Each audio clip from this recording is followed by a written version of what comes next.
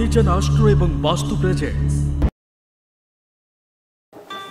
ओम गुरुब्रह्मा गुरुविष्णु गुरुदेव महेश्वर गुरु साक्षात परम ब्रह्म तस्मै श्री गुरुवे नमः। जय जगन्नाथ। नमस्कार प्रिय दर्शक बंधु, मु ज्योतिर्विद डॉक्टर सुशांत कुमार महापात्र। कालपुरुषर पंचम राशि सिंह राशि।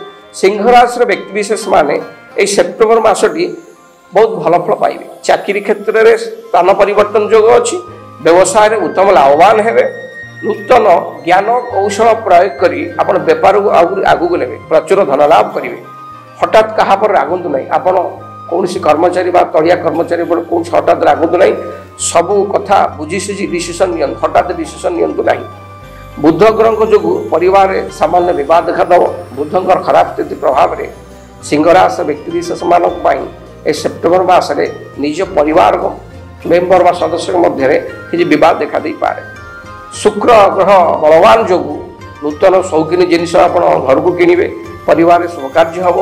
निजर बाक शक्ति संयमता रक्षा कर जरूरी। निजर बाक शक्ति द्वारा अଯଥା शत्रु सृष्टि हे।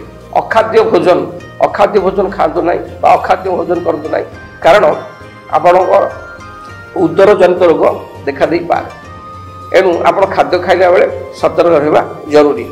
नीति बा निज क्षेत्र में व्यक्ति विशेष जो माने सिंह राशि व्यक्ति विशेष जदि राजनीति क्षेत्र में संपुक्त थे निश्चय उच्च आसन उच्च पदवी लाभ करेंगे। महिला माने अत्यधिक परिश्रम करी थकापन अनुभव करेंगे, शारीरिक कष्ट अनुभव करेंगे। प्रायतः ये मासटी सिंह राशि व्यक्ति विशेष किसी शुभफल निश्चय प्रदान कर। शुभाशुभ कार्य हम, नूतन कर्म लाभ हम, चाकरी क्षेत्र में प्रमोशन हम, असुविधा किसी ना।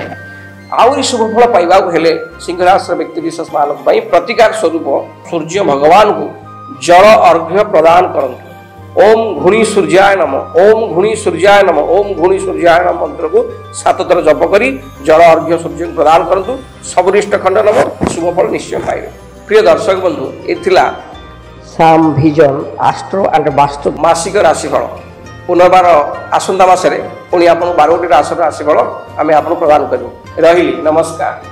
श्याम विजन आस्ट्रो एवं वास्तु चैनल को लाइक शेयर एवं सब्सक्राइब करंतु।